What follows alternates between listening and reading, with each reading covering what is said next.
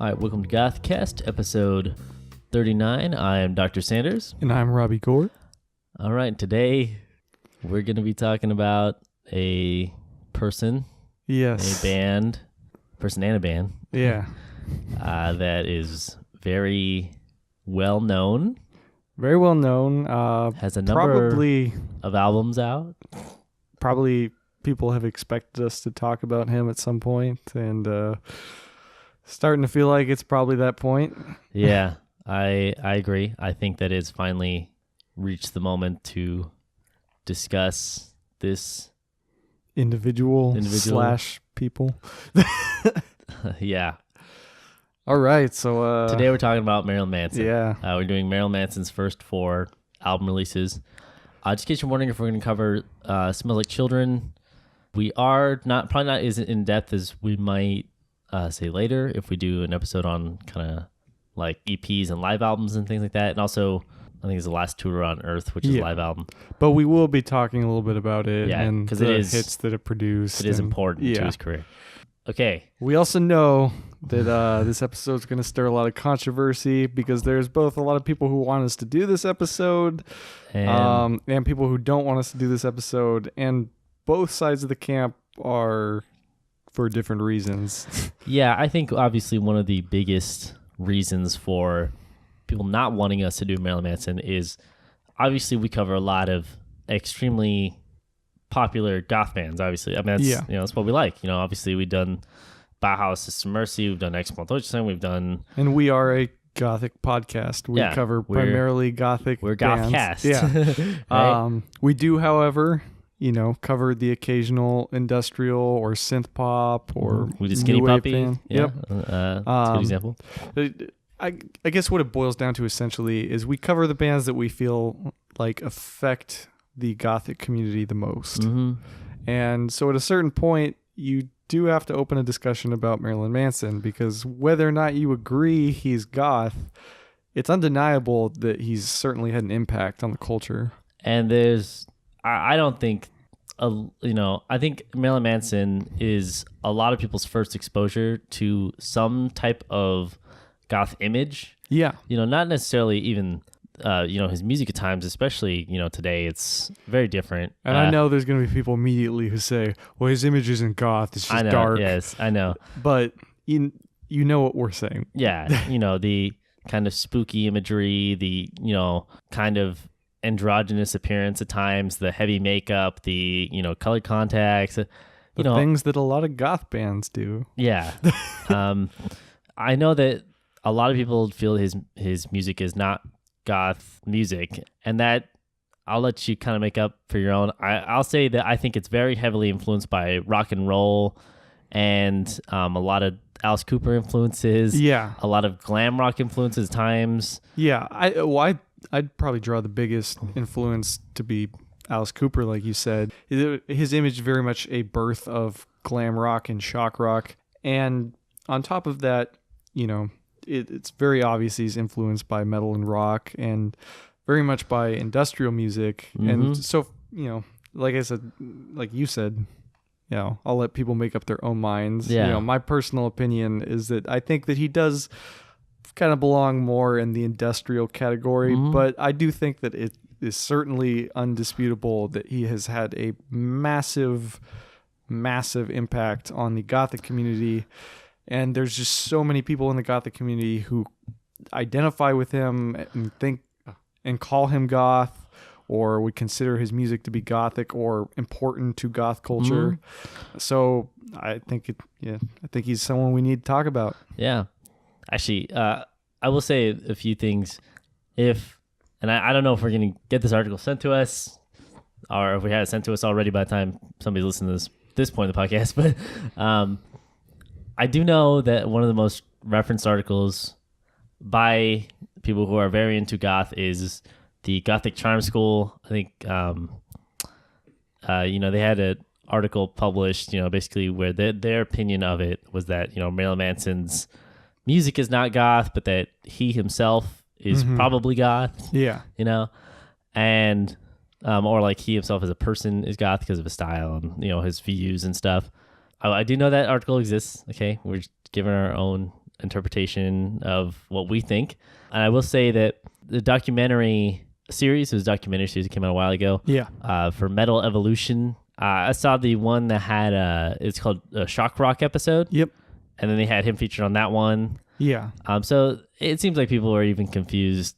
Anyway, he's just labeled a whole bunch of things because he kind of, is a whole bunch of... And he draws from a lot of alternative subcultures. Yeah, exactly. And so at the end of the day, you end up with someone who kind of sort of fits in between a lot of, alternative, genres. Yeah. And also I've heard this one a lot. Yeah, Marilyn Manson's not really goth, but I still listen to him. Yep. I heard that all the time. That's probably the most, quoted thing amongst goths who do like Marilyn Manson. And they're like, well, he was good. His first 3 albums were good. Or I like this album. Okay. I only liked him when he was Marilyn Manson and the Spooky Kids. Oh my gosh. So something like that, okay? Yep. We just want to kind of say, yes, we know there's all these differing opinions going in this episode. So, but the undeniable fact is that you yourself probably has a friend who's goth who listens to Marilyn Manson. Yeah. And if you do not yourself. Yeah. Or you probably listen to him at some point. Yeah. I mean, not everybody, but a lot of people. A lot of people. It's actually their first exposure to goth. Like, it's crazy, or anything kind of spooky imagery. Yeah, okay, yeah, it's not goth. Alternative subculture. All right, so avoid the water. Yeah. So, if you're still listening, or if you clicked anyway, you're probably curious about our opinion of if we thought he was goth or not. So that's pretty much our ideas wrapped into those few minutes. Yep. And now, if you're still curious about what we think about his albums and you're familiar with them, or you're going to listen to them after this episode, let's get started. Okay. So, we're going to be starting with some of the history of Marilyn Manson, and then we're going to go into Portrait of an American Family. But I'll let you cover some of the history. Manson and his guitarist Scott Patesky. And so Marilyn Manson, by the way, is named Brian Warner. Yeah. For anyone who hasn't seen pictures of Marilyn Manson as Brian Warner himself, he is the whitest person to ever walk the face of the earth. I mean that in the most loving way. Is down to his freckles and his red hair and yeah, really funny. But yeah, the last person you would expect to be Marilyn Manson is Brian Warner, but that is Brian. That's usually Warner. how that works, right? Yep. Yeah, but yeah, so Manson and his guitarist formed Marilyn Manson and the Spooky Kids following conversations at the Reunion Room in Fort Lauderdale, Florida. That's right, Florida band. In 1989. Yeah, right. Not a lot of alternative or goth bands coming out of Florida. Yeah. Interesting place, but the band name was obviously later shortened to just Marilyn Manson. Yeah, and a lot of people, I think there was even a release recently of like Marilyn Manson's Spooky Kid demos or something. Yeah. You can go find them online. And while with the Spooky Kids, I know a lot of people, are very familiar with Twiggy being in the band. For their first album, Twiggy is not in the band. So a lot of most people are familiar with from this time, the one that's most often referenced as like one of the better lineups was it was Marilyn Manson, obviously singing, and sometimes he played guitar. Every once in a while, like 2 songs. You had and in a 9 Inch Nails music video. Yeah, exactly. You had Scott Patesky, who was Daisy Berkowitz. You had Gidget Gain, who was the bassist. Yep. And then we'll talk more about him in a little bit. You had Madonna Wayne Gacy, who's Stephen Gregory Beer Jr. That's right. And then you have Sarah Lee Lucas, who is Fred Strythorst. I don't know if I'm saying that right, but that's Sarah Lee Lucas. He was a drummer. And this is the lineup that most people will reference as like, oh, like this, this was like the best. This was the most raw lineup, or, whatever you want to say. It's kind of funny, but yeah, there's going to be some changes. I will say that. But this lineup, you can tell, from their playing and their style, a little bit more of like a classic rock and roll vibe. Yeah. And definitely much more, you can definitely see the Alice Cooper influences on this album.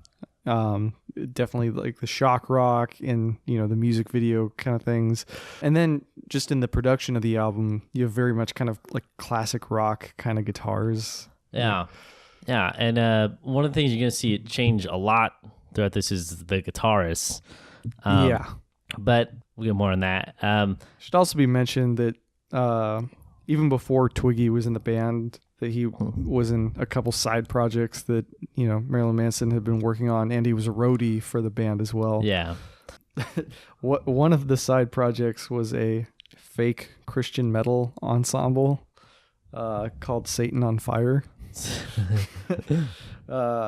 which, by the way, featured Jessica from Jack Off Jill. Yeah. But the part of the reason they existed was just so that Marilyn Manson could play in certain clubs that he wouldn't be allowed to otherwise. Yeah. And just in case anybody's wondering where they got all their names, obviously, well, I don't know if anybody's real. I mean, most people probably know, but it's a mixture of sex symbols and serial killers. So, obviously Marilyn Monroe and Charles Manson were Marilyn Manson. You have Berkowitz, Ted Bundy, you know, Olivia Newton Bundy. Yep. That was the original drummer. Obviously Gidget Gein is Ed Gein. Yep. You know, Madonna Wayne Gacy, that speaks for itself, and, you know, Sarah Lee Lucas. So it's basically just a combination of sex symbols and serial killers. And we're going to see some of that. It's weird because the original members all had names like that, but then later they just kind of give up on that. Yeah. Well, and then he starts to hire, you know, people who already have careers. Already have names. And, you know, we'll get to that with the John 5 era. Exactly. So, yeah, so they were kind of growing in popularity. You know, they had this really crazy show. They would do kind of different things with clothing, you know, like obviously very androgynous. They would dress in women's clothing. They would do crazy makeup and make their hair all, you know, dreads. And in the early years, very, very psychedelia influenced. Yeah. Not to say that the later years aren't, but much more so in the super saturated colors and the greens and the reds and yellows, cartoony and blues. flyers and all this kind of stuff. A lot of kind of Alice in Wonderland-y kind of stuff. Sort of, yeah. So they were playing around, they were releasing demos and cassettes and things, and then they kind of started to draw the attention of Trent Reznor. That's right. And so Trent Reznor, he offered them a contract, and then they started touring with them. Yeah, he offered him a contract on his label, Nothing Records. Exactly. And then they got to work on an album. And it wasn't going very well. They basically, when they first heard it, they were like, this is awful, this is terrible. Like, it didn't really sound like them. And during the making of it, also, Gidget Gein, the bassist, started to have a huge problem with heroin, and which eventually led to him being kicked out. Yep. And Twiggy initially was just filling in while, you know, Gidget was supposed to be getting clean, but he didn't really get clean. Yeah. Apparently after his fourth overdose, he was kind of shunned, you know, and then Twiggy was really kind of moving in to be the new bassist. But as far as anybody knows, Gidget Gein had done all the bass for what became Portrait of American Family. Yeah. So basically Trent Reznor went in and completely remixed it, and they went in and kind of redid some of the production.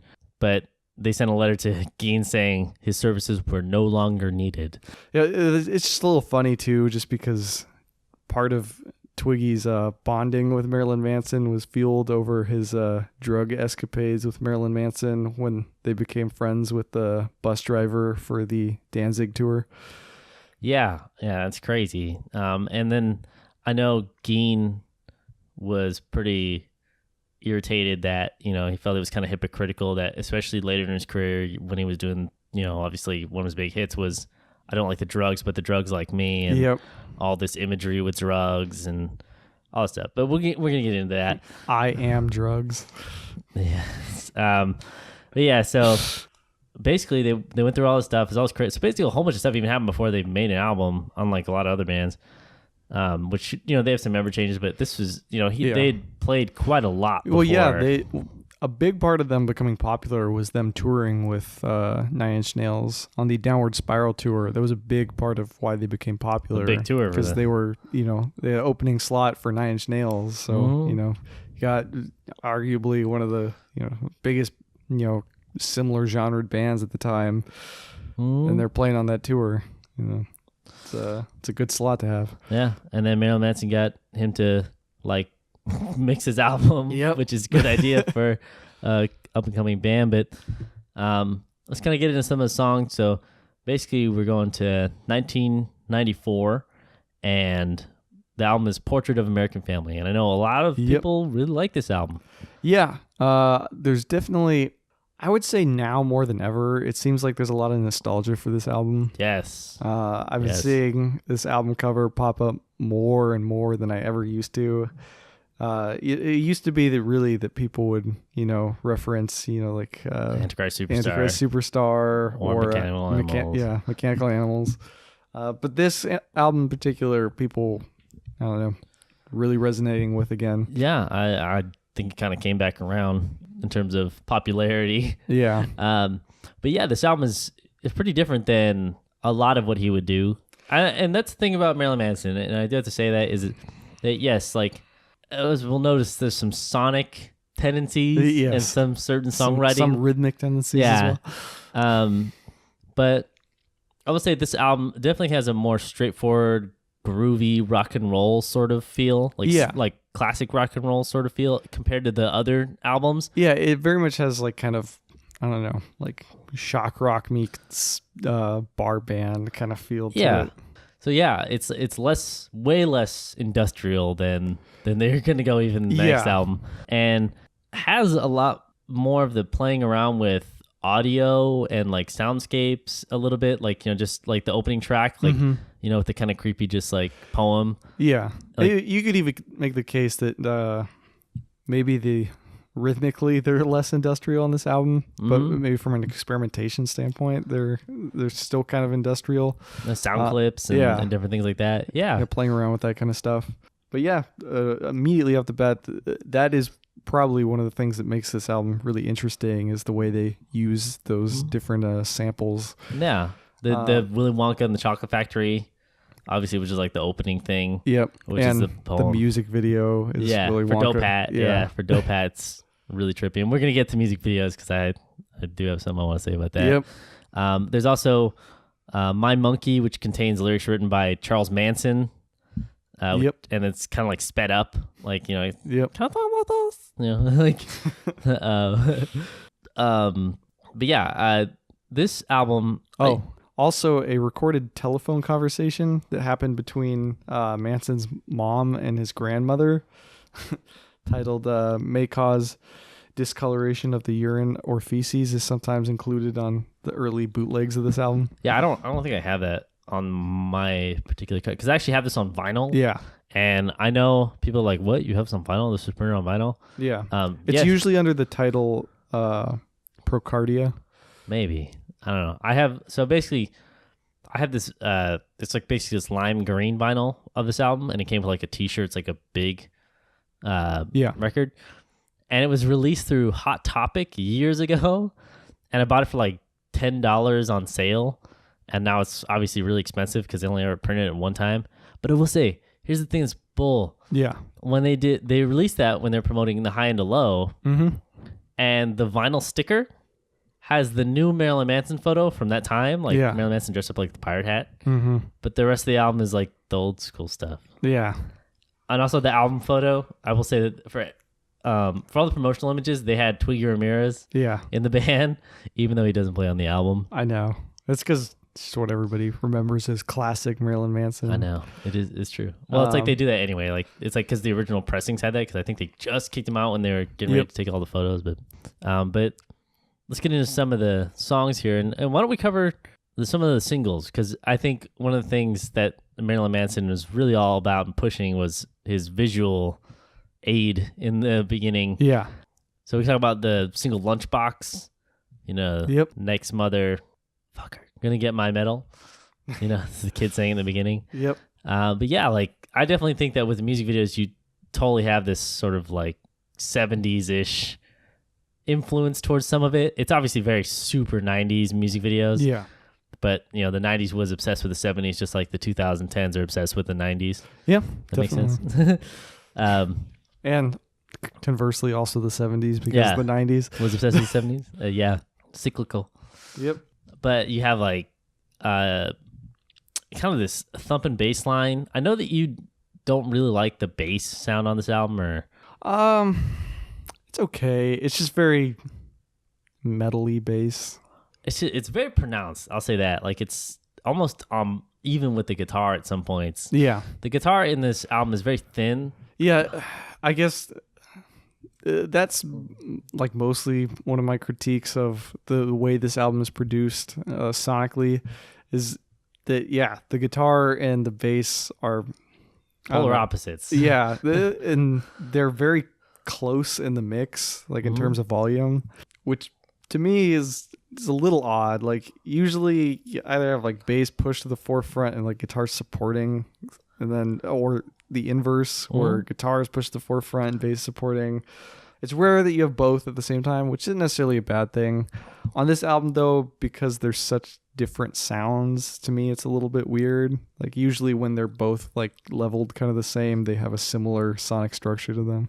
Yeah, I feel like they definitely kind of push those low frequencies for the bass pretty hard, just so that because the guitar, like I don't know, they really want to have like a. I think they wanted to have like a heavy rock sound, and they weren't getting that out of the guitar. So I think that's one of the reasons that the bass is pushed forward. Yeah, I'll just say this: you can definitely hear the bass very well in all of the songs, and I will say, I mean, like I think it's pretty good. I know that some people, I don't know, like Manson's vocals are kind of weird on this one. If you've heard his later songs, they're a lot. Almost like, I don't know, like reminds me of rap almost a little bit in some songs. Like that, like Lunchbox, big bully gonna stick his finger in my face, gonna tell me. You know, I'm so sorry that you had to hear that, by the way. You know, they're much more rhythmically influenced and rhythmically structured. I mean, that's a big proponent of rap, and what makes, you know, like rap verse is that they pay a lot of attention to the phrasing of things. So like, you know, phrases are doled out in, you know, 16th notes or 8th notes or triplets. And he does a lot of that on this album. But one thing that his vocals have that rap, you know, does is, you know, monotone vocals. Yeah. I'll say that. There is a big emphasis on kind of monotone vocals, and getting kind of an angry or raspy yell out of it every once in a while. I think Get Your Gun is kind of a good example of that, like where the verse and the chorus are very similar in like tone and everything like that, but it's just one's more raspy. Well, what I find to be one of the biggest defining features of this album is that, so for a lot of the songs in the album, Get Your Gun's a good example. All the singles are really a good example of it. Dope Hat as well.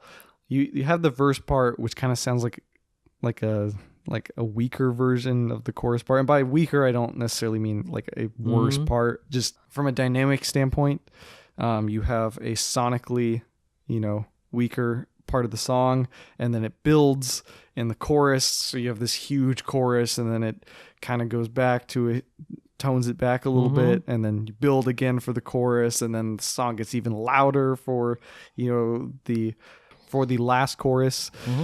But these songs very much work on building energy, and the album kind of feels like it's building and almost kind of spiraling out of control with energy. Yeah. I think that's probably the biggest benefit of this album, is that it is very energetic. Yeah. I really think that's what pushes it to be something definitely more memorable. Yeah. And the groove element, like I know that as time goes on, he loses a lot of that, like kind of bass and drum sort of like really tight sound. It is, yeah. It's very tight, but it's also, it's groovy because it's not like straight and tight. Like it's kind of a swung feel to it. Yeah, it's a little bit loose. Yeah. And that's something I still don't feel he's nailed pretty much since. Well, now he pretty much has gone the opposite, where he has very rhythmic parts, but they're very clean cut. Like nothing is really swung. It's like da-dana, da-dana, like whereas like on this album it would be like da-dana, da-dana, da-dana. If that makes sense. It's hard to explain. Swing time is no, it's got like a looser feel. You know, I will say that the for the music videos, I do like them. The first way I ever saw Marilyn Manson was actually there was the Dope Hat music video on TV. Yeah. I was really late at night, and I was like, what the heck is this? Yep. I mean, I'd seen some stuff, but that was obviously very shocking imagery, like where he's wrapped around the little mannequin thing and pulling the organs out or whatever, and the river of blood and all that stuff. It was just like, I was like, whoa, this is really weird. Yeah. This is when Marilyn Manson was obviously very popular.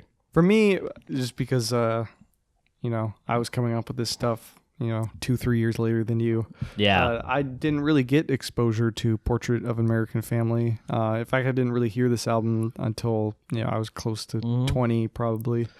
Particularly because I've never, been like a massive Marilyn Manson fan. Not to say that, I hate him or anything. It was never like, always on my playlist or, CDs. But I was always very familiar with the, Antichrist Superstar, Marilyn Manson. Like that was for me like the first thing I ever saw as Marilyn Manson. But so I don't know. Going back and listening through all these albums again, it's fun to kind of watch his sound change and remember like, oh yeah, like his earlier stuff isn't the stuff that I mostly associate with him. Yeah. I will say my favorite songs on this album, I think my favorite one of all time is Wrapped in Plastic. Yeah. I really like that song a lot. But I also really like Lunchbox. I think I'm kind of sick of it. Cake and Sodomy is really good. A lot of people like that song they posted a lot. I am the god of. Yeah. Well, you could use your imagination. Yeah, Cake and Sodomy is good. Yeah, I can't say that I dislike any of the singles really. I mean, Dope Hat and Get Your Gun get played a lot, I will say. Even Lunchbox too, but none of them are bad. I like Dogma too. I was just gonna mention Dogma. I kind of like Cyclops and Organ Grinder's cool. Organ Grinder kind of sounds like Lunchbox, though, in my opinion. That's some of the things, because this album is mostly power chords a lot. Some of it kind of sounds the same, but I still think the hooks and stuff work really well. Especially like I said, Wrapped in Plastic, I still think is my favorite song from this album. I also like My Monkey. I don't like that song. I don't. I don't think it's the Charles Manson association. I just don't think I like the song that much. To me, I don't really pay that much attention to the Charles Manson thing, but I will say, given that there is some strong material on this album, I'm not afraid to bring up some criticism.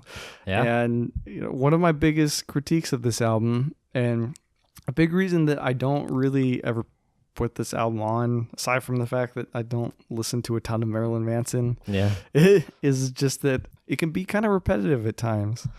Yeah, I agree. And that's mostly, I think that mostly is the victim of kind of the mixing and a little bit of the way that the songs are structured. Obviously, like I said, there's a lot of power chords being used. Yeah. And a lot of kind of minor arrangements to make it sound spooky, Yeah. And well, for me, this album sounds less like super minor. They're more like power chord arrangements, so that they're non-tonality specific. So they hint at minor, but you could play a major solo over them, and it would still work. It's basically the blues mentality, where you have a blues scale basically that structures the song. Well, just think about it like this. Here's Lunchbox is dun dun dun dun dun dun dun, and it's Dope has dun dun dun, and get your gun dun dun dun. That's all just power chords. It's all very similar power chords. So I can see the repetition in that, but I still think when everything works on this album for the choruses and stuff and the hooks, I think it really works. It does. I would agree. I guess where my criticism lies is that what I do listen to this album about, I don't know, halfway through it, it's kind of lost its momentum for me. And then Wrapped in Plastic comes on, right? Wrapped in Plastic's really good. It's kind of a long album for. It kind of is. I will say that. Yeah. It is. There's good songs on here. I kind of feel like they could have maybe cut this album down a little bit, and it would have been maybe just a little bit of a stronger album and maybe a little bit less repetitive. Yeah, maybe. I think they probably could have done something like that, or rearranged the track listing a little bit. Or, had it been produced differently, maybe just thrown in, a song that kind of changes things up a bit more. Ooh, if you want to hear, if anybody out there wants to actually hear this album produced in a different way, you can go look up the Portrait of American Family pre-Reznor mix. Yeah. Because before, like we said, the album had a lot of issues before it came out. Obviously, besides band members, they had problems with producing, which is why eventually Reznor came in and mixed it all together. Yeah. Because they had a mix that they weren't really happy with it, but you can actually go find that mix online. So if you're curious about that, you make up your own mind about which one's better. But yeah, like I said, in the end, I think this album is a success. I think it works. I agree. I'm not trying to be too critical of this album. I don't think it's, repetitive to the point of where, it's unlistenable or anything by any means. I just would have liked to seen maybe a little bit more track diversity. And I think that's why, we'll probably talk about it, but I do very much like, the, later three albums that we're going to talk about more. Yeah, we'll get to that. But yeah, like I said, so if you're looking for, say you're not familiar with Marilyn Manson's first release, I think it's a strange one to come in on. Yeah. Because the next album's, obviously even the next one differs from it so much. Yeah. Or if you don't have Marilyn Manson experience at all, which is hard to believe, but if someone hasn't really heard Marilyn Manson before, I think it'd be kind of interesting to come in on the first album. Yeah, because I feel like most people were kind of like me, where they were exposed to Antichrist Superstar first, and then kind of heard this later. Yeah, but yeah, I guess like I always say, listen and make up your own mind. But I like it. I have it on vinyl. Yeah, and that's that's got to say something. Yeah. So yeah, I still got the T-shirt in it, by the way, just in case anybody's wondering.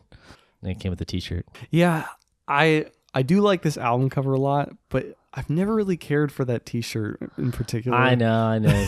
Well, that T-shirt's been printed a lot recently. I always just felt like the way the T-shirt looks is kind of strange because they essentially just take the album cover and stick it on a black T-shirt, but because it's a very it's a square picture because it's from an album, it doesn't really fit the shirt entirely. And so you kind of just have this little box with psychedelic imagery, and then the rest of the shirt's just black. I know. Yeah. And I don't know. If I'm going to wear a Marilyn Manson t-shirt, I want it to be a crazy psychedelic all over. Kind of cool cover with the little claymation puppet thing. It is, yeah. But yeah, that's Portrait of American Family.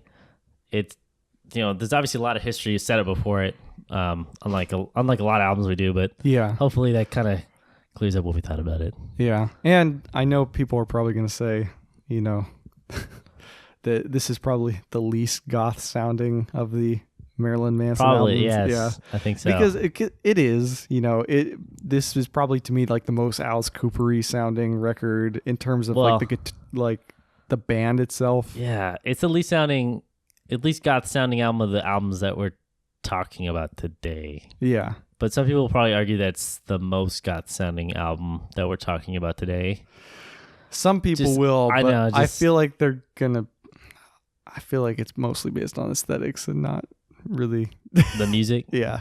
Well, that's probably just because it's the next one goes, I think because they go more industrial. Yeah. Yeah, we'll just, yeah. All right. Let's just, I'm going to call it here, but that's Portrait of American Family. Yep.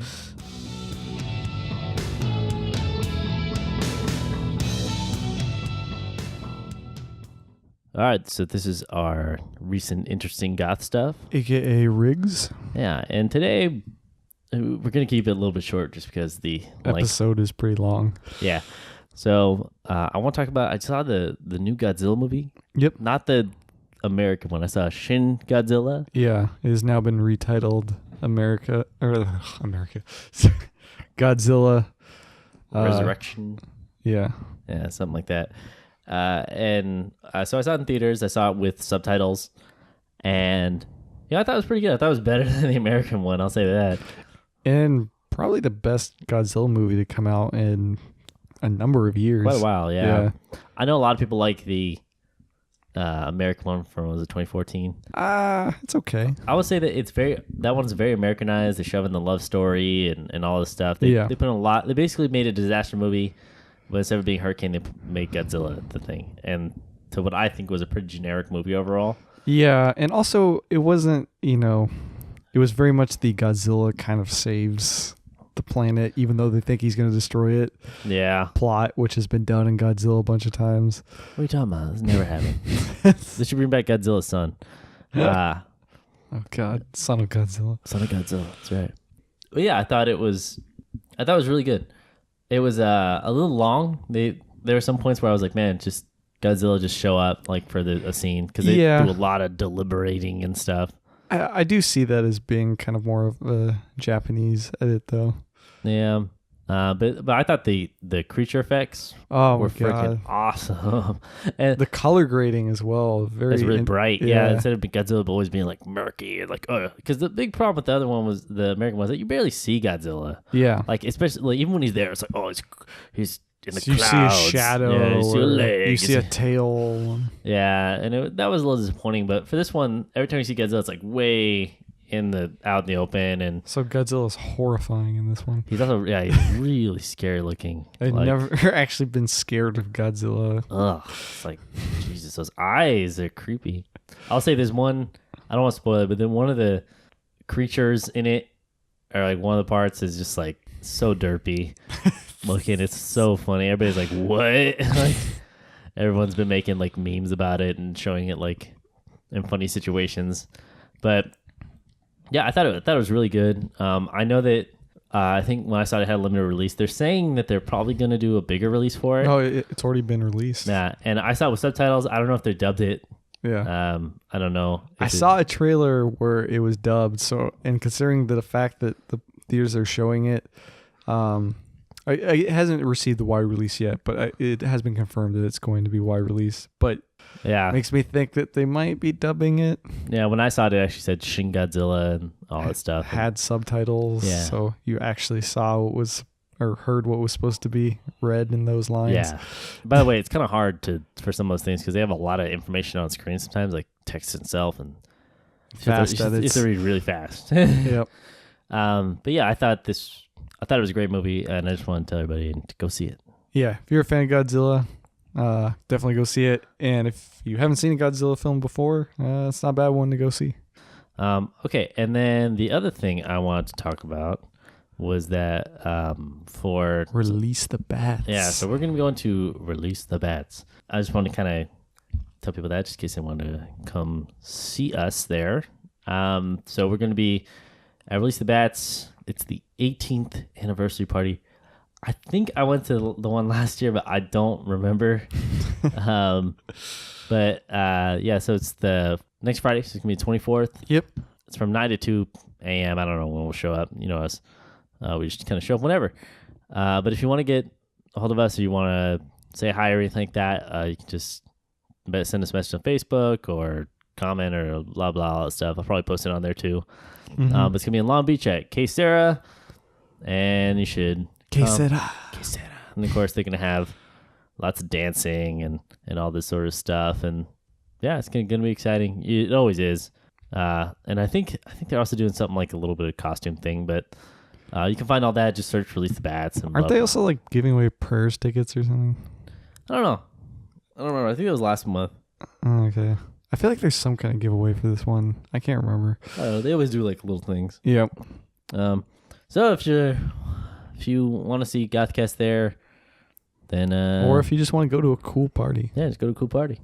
Do something for almost Halloween, because everybody always knows that, especially when you're goth and you go to goth stuff all year round, that it sucks going to the ones on Halloween, because it's like, especially in California, going anywhere, it's like the parking is always gnarly, like, and everybody's like doesn't do anything for Halloween or spooky the entire year.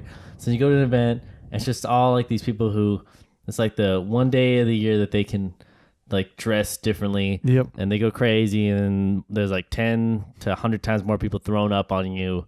And parking's $20, and you got to park a mile away. It's very much a OC and LA County type thing. I'm just saying. Like, so if you want to go a little bit earlier to beat the Halloween rush, but still fulfill your spooky quota for the month. Plus, come out and support your local goth scene. That's right. So any of you who are living around here, Orange County, I know Long Beach isn't technically Orange County. It is Los Angeles County, but it's pretty damn close. So, venture out. Yeah. So that's recent interesting guy stuff.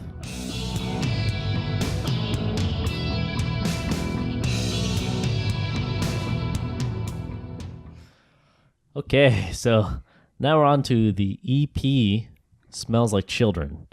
And this was released out of 1995 in October, right before Halloween. And this is kind of a weird release. So it was meant to originally be just like a remix single for Dope Hat when they used to do, that sort of thing. And a chance for them to release, things that they recorded during the recording of the past album that didn't make the album. Yeah, they used to do that. I know some people who are a little bit younger may not realize, but people would release singles that would have, say, unreleased tracks. So you'd have the one single that's from the album, and then you'd have two, either like a live track or like an unreleased track. Well, a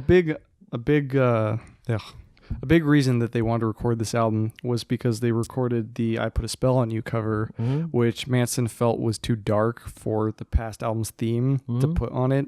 And that was actually kind of like the initial spawning of the idea of recording this EP. Of course, we have some other covers that make this.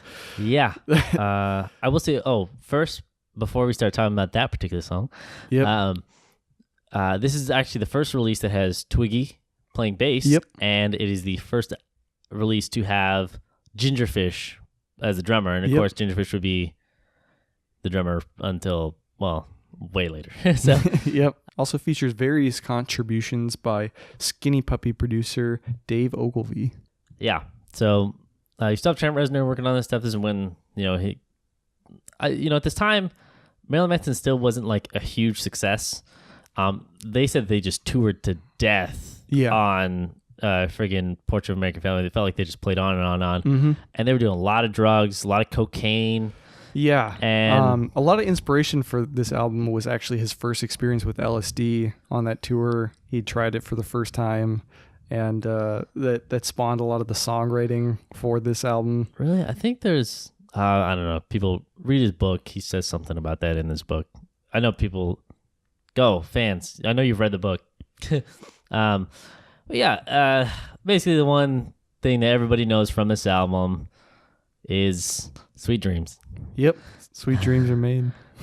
This is the song that really got him, to break through to mainstream to some extent, or at least to get airplay on MTV with the music video. And it showed I think the music video really is a step farther than any of the music videos for obviously Portrait of American Family.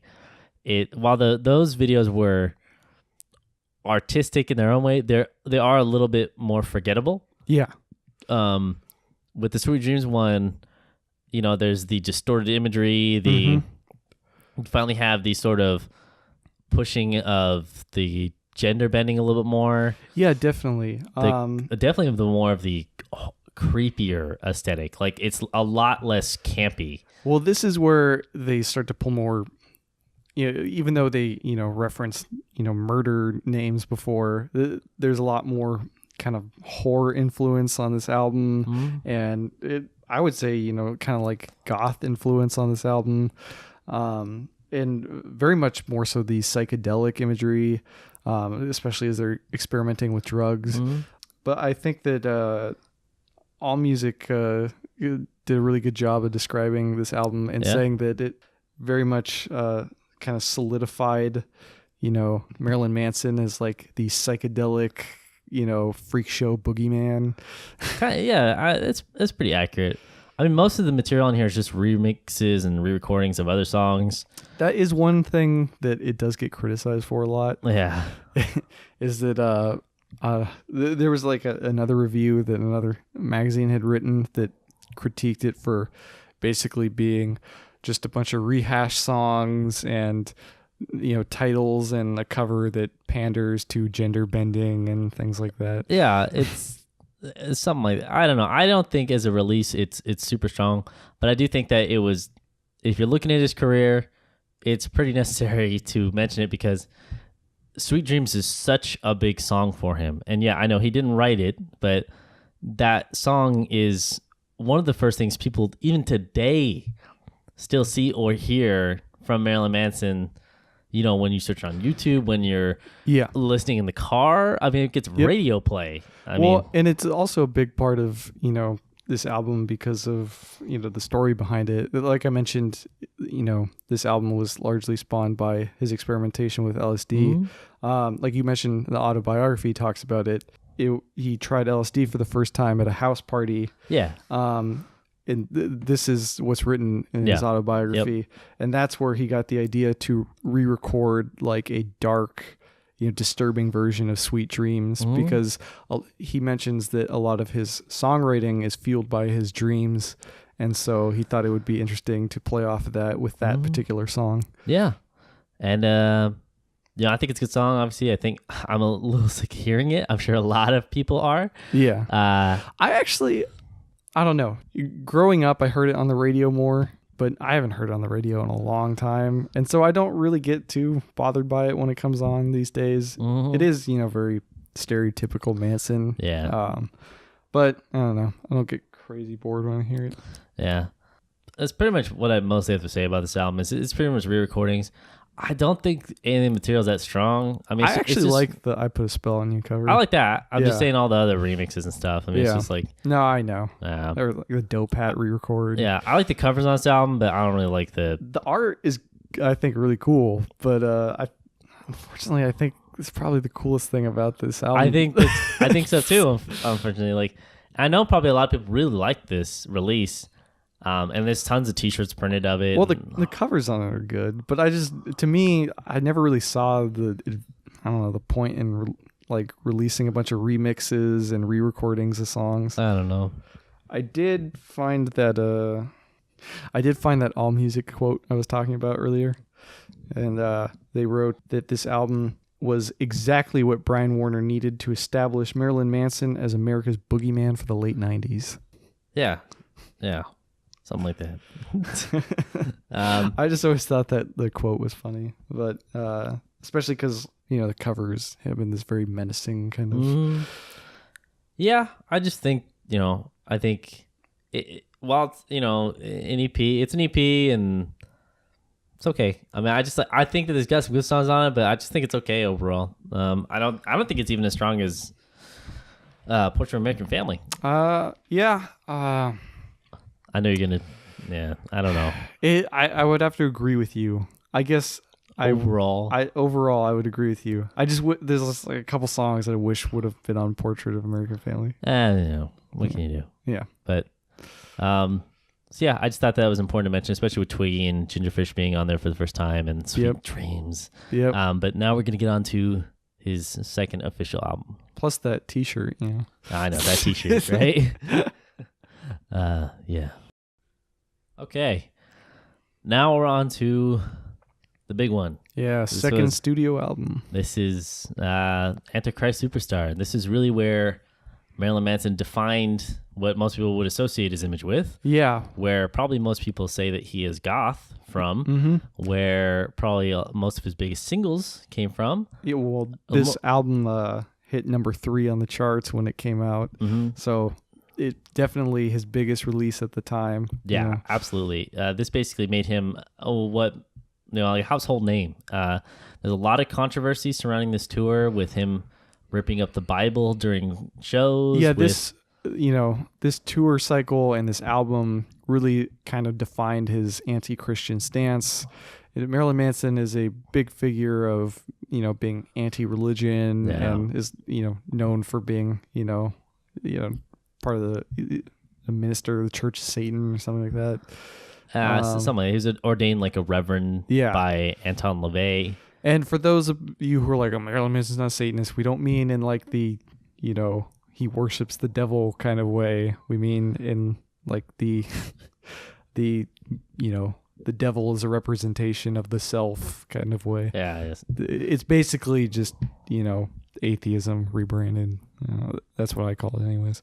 Nah, you can look into it if you're really interested. I don't know a ton about what his stance on all that is, but I'm sure he's probably been asked that a billion times. Yeah. So, but yeah, so this is when a lot of protest groups, people started picketing. A lot of religious groups were protesting. He was getting threats, bomb threats from those very nice people, who thought it was really bad to hurt people.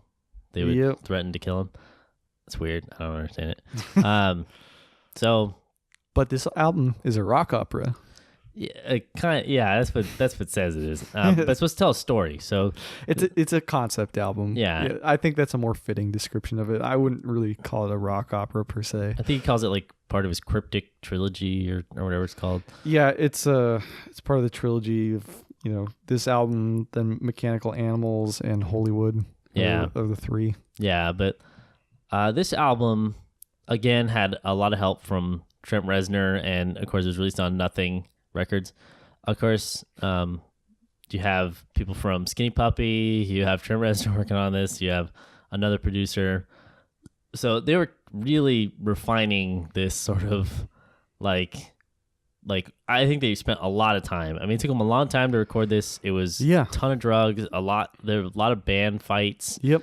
In fact, they lost their guitarist during this album, basically, and it became basically Daisy Berkowitz. He did like a few things, but then Zimzum was basically the guitarist for all the Twiggy the also touring. played guitar. Yeah, basically a whole bunch of songs were written, and Daisy did some of the tracking for lead and rhythm guitars. But then when he was kicked out or left, I don't know, depending on who you asked, then Twiggy Ramirez came in and did a majority of the guitar, and also I think some of it was helped out by like some of the people from Nine Inch Nails, I think, or something, but they're not really credited for it. But really, this was this is essentially a heavily influenced industrial album. Yeah, and I would say that this is the album that kind of really nailed down what is the Marilyn Manson sound that people associate with him today. And the one he seems to associate with himself in a lot of ways. And I will say it is quite different from the Portrait of American Family sound. Yeah, I would say that with I think Smells Like Children, it was important to mention for his sound because I think especially with, Sweet Dreams and them kind of retooling some of the songs. That was a very much, I would say, an allusion to this album. Yes. The sound it was going to be. Yep. And the imagery and stuff. And the way that he does vocals and stuff. Because, like I said, with... Sweet dreams are made of this. Well, I think with this album and that release, Smells Like Children, I think he started doing a lot more with his voice. Where, like we said, on Portrait of American Family, it's pretty much monotone. Yeah. Other than yelling, Yeah. It's pretty much like monotone, like, I'm gonna, and then, But then with this album, you have a lot more of the whispering. You have a lot more of the screaming. very dry, like raspy vocal. Like I'm gonna do, or Tourniquet and things like that. Like kind of, I just, emphasizing dynamics a little bit more. Yeah, with his voice. A lot more dynamic in his voice. I guess that's where I saw a lot of the repetition when we were talking about the last album. Is mostly in his vocal deliveries. They were pretty static throughout the songs, with the exception of him screaming more. Yeah. Whereas this album really has him playing off of the dynamic of the band while he's recording, and trying different things, whispering, screaming, growling, all kinds of textures to his voice are appearing on this album. Yeah, and the sound. Okay, I'm gonna say my biggest criticism. I'm gonna do it right now. I'm gonna say my biggest criticism for this album, and that is the guitars. Yep. And this album is very aggressive. I mean, and that's why I say it's a lot of people call it a heavy metal album or industrial metal. Yep. I think it kind of fits into those pretty well. I mean, I would agree. Especially I think Irresponsible, Hate Anthem, the first song. Yep. is a perfect example of the problems I have with the mixing on this album. Is that there are these super aggressive songs, it's like gonna, it's really as fast as they could possibly play it. Yeah. Super aggressive. But the friggin' guitars and stuff, they're so thin. Like it's so much treble, and I thought I was crazy, right? I was like, yeah, maybe I'm just crazy. But a lot of reviewers at the time, noted that like, oh, I don't understand why if you're trying to go for this big production, why you have such a thin sound for your guitars and they don't hit as hard. Yeah, the guitars are almost white noise at some points. Yeah, well, I think a big part of that is the fact that I don't know. I would say that they didn't really have a defining guitar player until really John 5 steps into the band. And so we have the last album and we have this album. We got, two different people playing guitar really. Yeah, I guess so. And a whole bunch of 4 different producers. And there's not really like a defined guitar sound for Marilyn Manson yet at this point. There is a band dynamic sound. Definitely. That is definitely solidified. But yeah, like what I consider the Marilyn Manson guitar sound doesn't really happen until kind of like the next album. Yeah, I would agree. Everything else I would say pretty much is going to be like the sound that he tries to go for from here on out. Yeah, I think with vocal dynamics and the way that guitars work with bass and the bass and the drums especially. I think drums is especially like it has Gingerfish definitely brought much more of a personality to the drums on this album than Sarah Lee Lucas did ever in any of his recordings. And I would definitely agree with your criticism of the guitars. I think for me, I just it kind of washes over for me because I assume that any release that doesn't have John 5 on. For those of you who don't know, I love John 5. He loves John 5, and John 5 is going to be the guitarist soon. But soon in this retrospective. But I will say I do like a lot of songs on this album. My favorite one is actually Angel with the Scab Wings. But like I said, the guitars really bother me. Like I just can't describe. The guitars really bother me on The Beautiful People. That's one place where I really don't like the guitars. Like I feel like the band has like this great dynamic, and then the guitars sound I don't they just sound weird. Like they're very mid-rangey with not a ton of gain on them, surprisingly, for it being like kind of metal influence. And so it just has this weird kind of sound to it. I don't know how I would describe the guitar sound on that. Maybe like swampy kind of. Yeah. I get what you're saying. I don't know if anybody else does, but I get it. But yeah, that song I feel like could have been dramatically improved by a better guitar part. And so I understand when you critique, other songs on this album for not having as good of guitars. Yeah. And then, like I said, that's just the mixing of it. I think they work guitar into the song a lot. In fact, I think actually... No, yeah. Like from a technical standpoint, the guitars, they serve their purpose on this album, but like you said, from a mixing standpoint, just not quite as... Yeah. I think probably my favorites on the album other than Angel with the Scab Wings. So that's my absolute favorite. I think Tourniquet is an amazing song. I love the really video good. Too. You know, kind of the creepy, there's like people eating maggots and stuff and these little like models on... Yeah, it's pretty crazy. And then Irresponsible Hate Anthem, I think, is a really good song. And, I mean, I like Little Horn, too.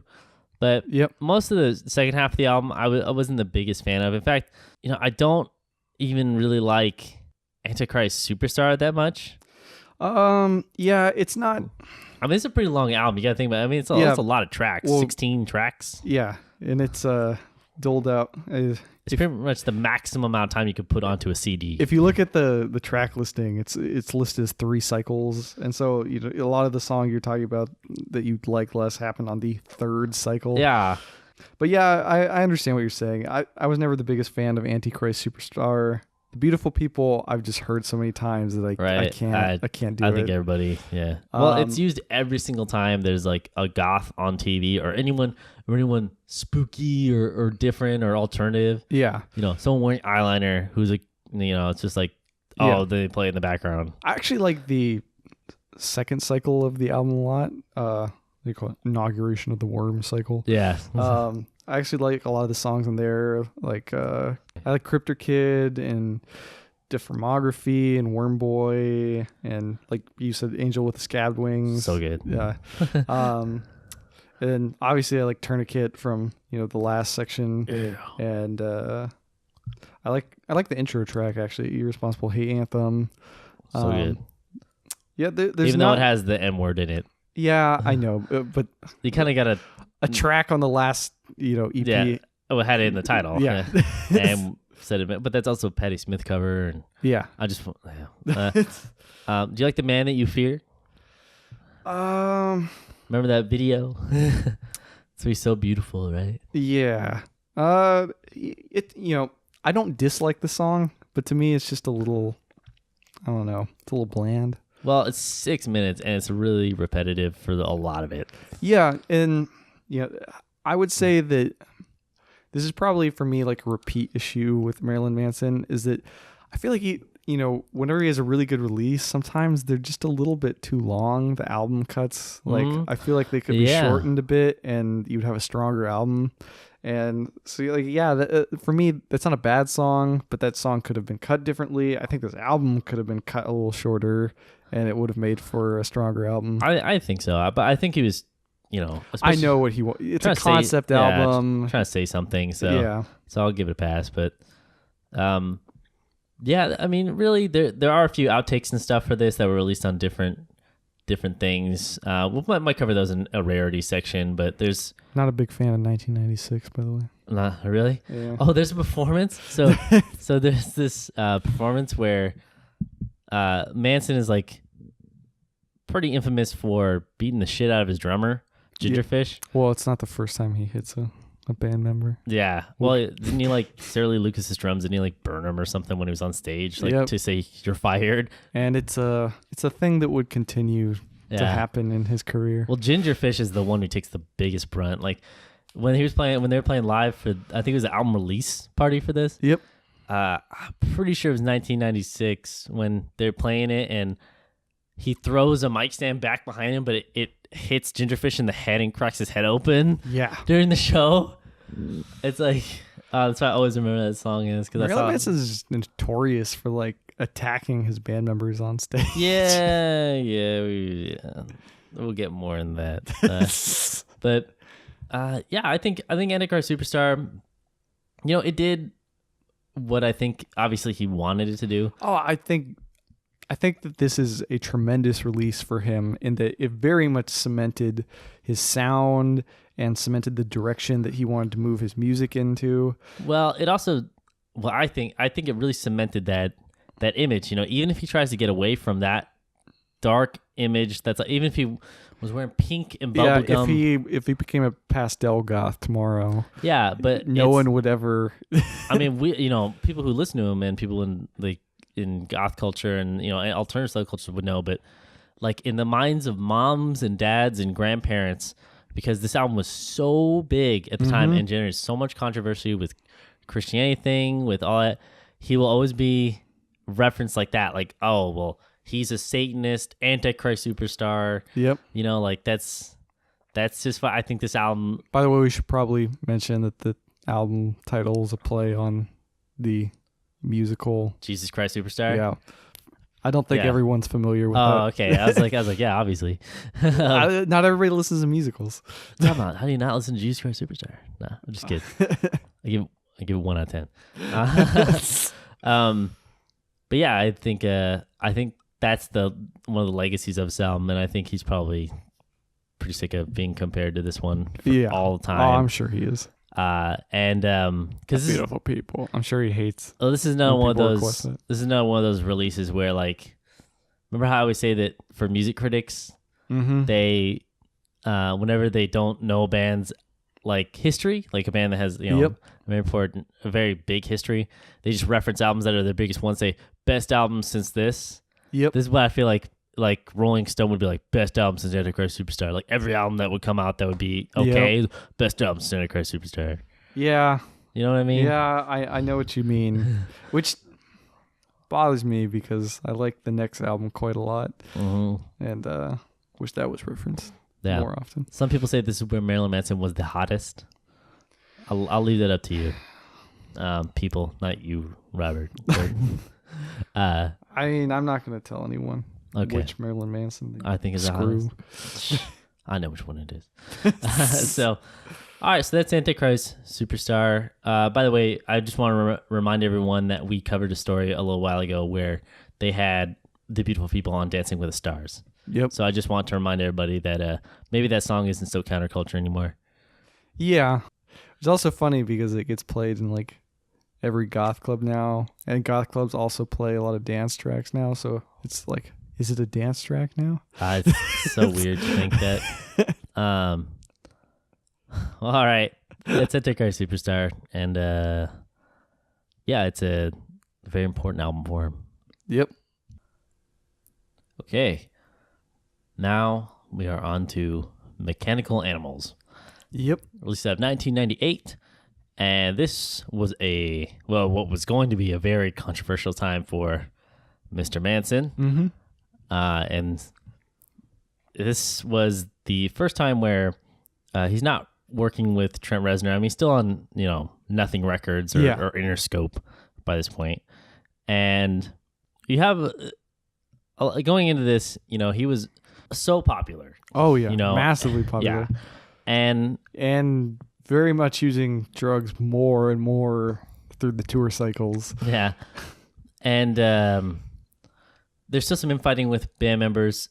During the release of this, I'm pretty sure Zim Zum, the guitarist who replaced Daisy Berkowitz, he was actually on the album. And then for the tour support, you have John 5. Yep. Playing greatest member of this band. Yeah, so he does. Yeah, so he doesn't play on this album, but he is part of the live band. Yeah. This album really took visually a huge departure from the kind of more gothic look. Of Marilyn Manson. Very much towards kind of like a glam kind of look. It's kind of basically the whole concept of this whole like character of Alpha and Omega. Yeah, so he's these two characters that supposed to be him, on the album and the tour cycle, which and the videos. Yeah, which are Omega is how it's pronounced. Mm-hmm. Even though it looks like Omega. Who is a gender, a non-gender specific alien. Yep. Who like comes to Earth and has like a drug addiction. Is very similar to kind of David Bowie's Ziggy Stardust kind of thing. I think that's really what this is comparable to, or at least what in concept it was. It was sort of like the Marilyn Manson's Ziggy Stardust album. Obviously, it was especially with the glam rock look and all that sort of thing. And it changes it a lot in terms of the sound by, I think, getting a lot less aggressive. Yeah. In less industrial. A lot that of way. A lot of reviewers will state that this album kind of moves away from industrial rock and becomes more electronic, more glam rock and electronic. And I will say, like, compared to the last album, I would say it's less industrial, but compared to the first album, I would say it's still more industrial than that is, really. I think so. Yeah. And there is a place for, very kind of electronic industrial music, and that is where I kind of see this record as, it's a little more pop oriented than the last album was. Mm-hmm. Yeah, I think so. Yeah. I think by this point, it seems like he is very comfortable as a singer. Yeah. And it seems like he took a lot more of a push towards making his voice the center of the songs. Yeah. And you have these songs that are mostly vocals, or vocals are mostly throughout the song. Yeah. A lot less about the riff, a lot less of just chords or aggression coming out. Yeah. But I do like the arrangements of some of these things. Even if I'm not, I'll say this, with the instruments used on this album. Yeah. I'm not necessarily the biggest fan of the way that this album, it feels a little bit sterile. And I know that that's hard to describe. It's just that it, like, from the first two albums, they had a lot of personality, you know? Yeah, I'll agree with you. It sounds like, and what that really boils down to when people say something is sterile is it's something that's been heavily produced. Yeah, exactly. And this album is very heavily produced. I do think it kind of works for this album to a certain extent. And I also really, like, as much as people say this album's too poppy or whatever, Antichrist Superstar is better, I think that a lot of the songwriting on this album is really solid. And I totally agree.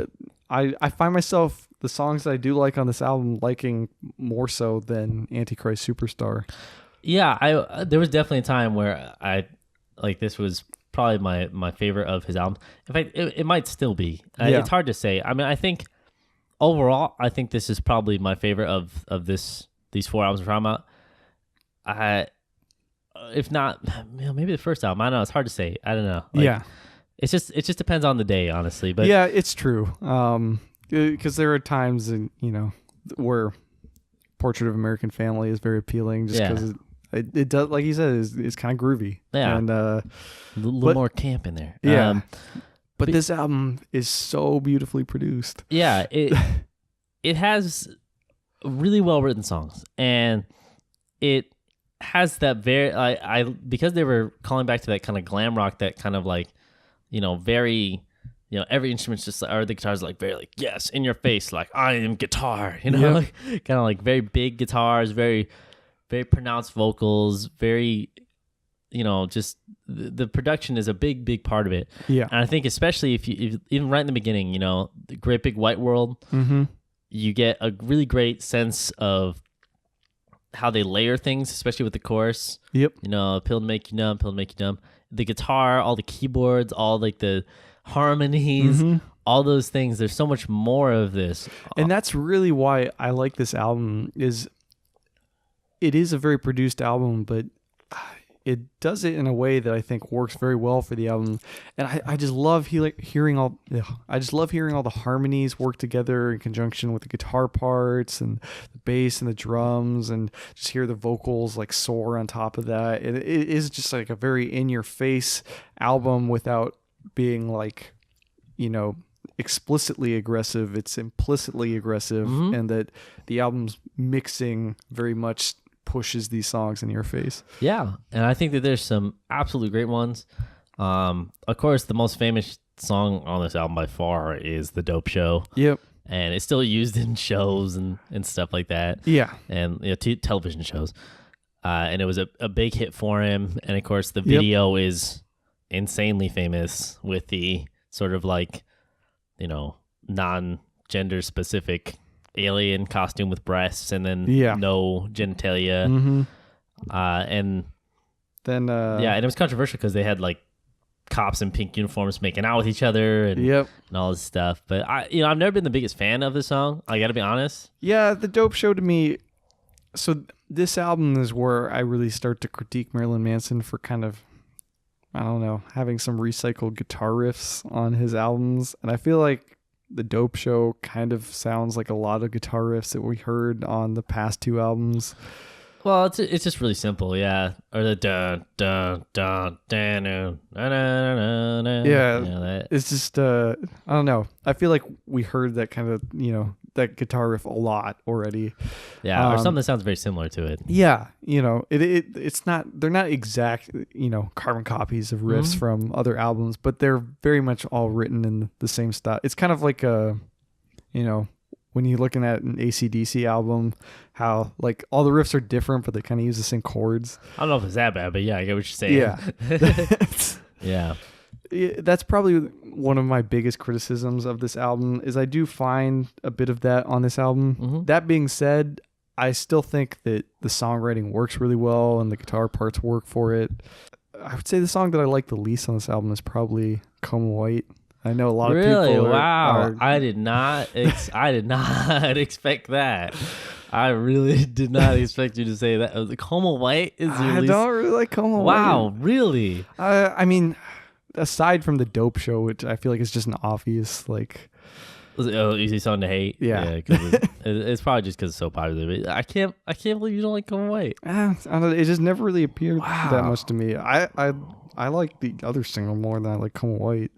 Oh wow, that's crazy. And I'm not referring to Dope Show. I was referring to I don't like drugs. Oh, I don't like the. Oh, you don't like that song? No, I do like that song. Oh, you like that one? Yeah. Oh, okay. Yeah. Wow, that is crazy. I do want to say that the keep in mind this was, like I said, very controversial time, and we're going to talk about obviously one of the reasons, one of the big reasons. It could be that I just hate the Come White music video. Well, the music video, I was just gonna talk about the music video. It basically reenacts the assassination of JFK. Yeah. And it was actually delayed for because of Columbine, and we're talking more about that after we kind of get done talking about the album and its impact. And actually stars Matthew McRory or Mick, who's the giant from Devil's Rejects and House of a Thousand Corpses, and obviously he's in Big Fish by Tim Burton. I will say the music video does some cool things. I thought it was interesting to for them to take the concept of reenacting John F. Kennedy's death. I don't know. The music video felt like it. I don't know. It just felt like it was pandering so hard to his fan base, like what they stereotypically wanted from him. I don't know. Maybe I don't really. I don't know. I guess I don't think about things like that most of the time. Yeah. But I get what you're saying though. Yeah. I think my favorite song, my 3 favorite songs on the album, right? Yeah. Okay. Is by far. I'm gonna list them in order of how much I actually like them. So number 1, I love Last Day on Earth. Favorite song on the album by far. User Friendly. Number 2. That's my second favorite song on the album. Third favorite song, Great Big White World. Okay. That's my 3 favorite songs. Yeah, I would probably say Great Big White World, Dissociative. I mean, I don't know. It's hard for me to pick what the third top one is, because I do like a lot of the songs on this album. Maybe Last Day on Earth or possibly Posthuman. Okay. Posthuman. Yeah. This is actually one of the things that when we're talking about Gidget Geen being kicked out of the band. Yeah. During this tour, and by the way, I'm kind of grouping in some of these songs. So basically, my biggest problem with this album was that if it didn't feel like a real band at times, right? Yeah. It feels much more produced. Well, yeah. Sorry to interrupt. That's fine. But it does feel more like Marilyn Manson the artist and not Marilyn Manson the band. Yeah, it feels like 1 or 2 people and not a whole group of people jamming. Yeah. But I love the song structures. I love the way that they display an emotion. I like those things, Yeah. And you could say that that's the product of producing or anything like that, if you want. But I like these songs. And one of the ways, if people don't like the way, have my opinion where they want kind of more of a band dynamic. I actually really recommend the album The Last Tour on Earth, which was from this tour. Yeah, from this tour cycle.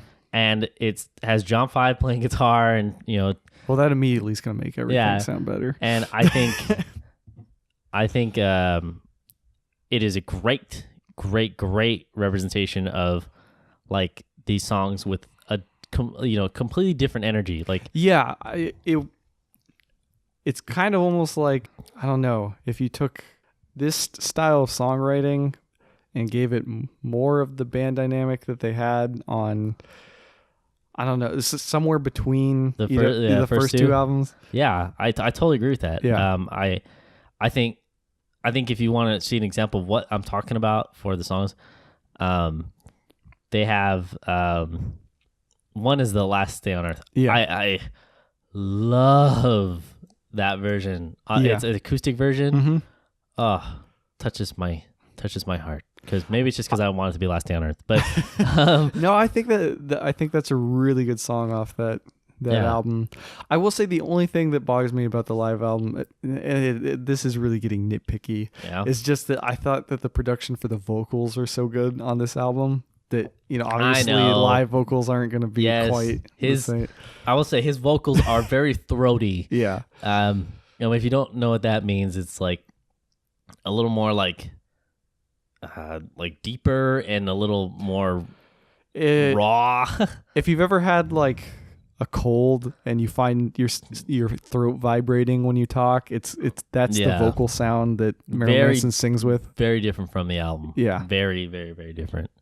But yeah, this whole tour was pretty much completely marred by controversy. In fact, while it was one of his, probably the peak of his career for MTV airplay, for selling all this stuff, I mean, it's just crazy. He broke his ankle pretty early on in tour. Gingerfish got super ill.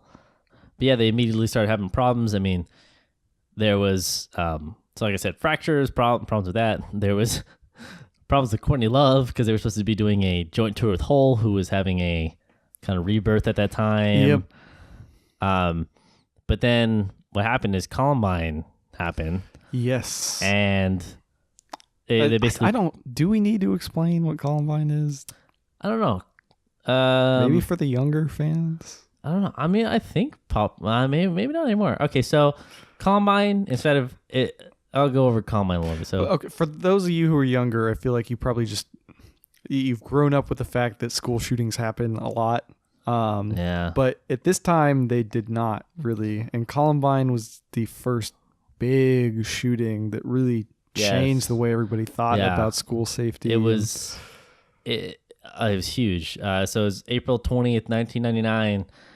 These two students, they walked into their high school and started shooting people. They killed 12 students, one teacher, and shot like 21 other people or 24 or something. Yep.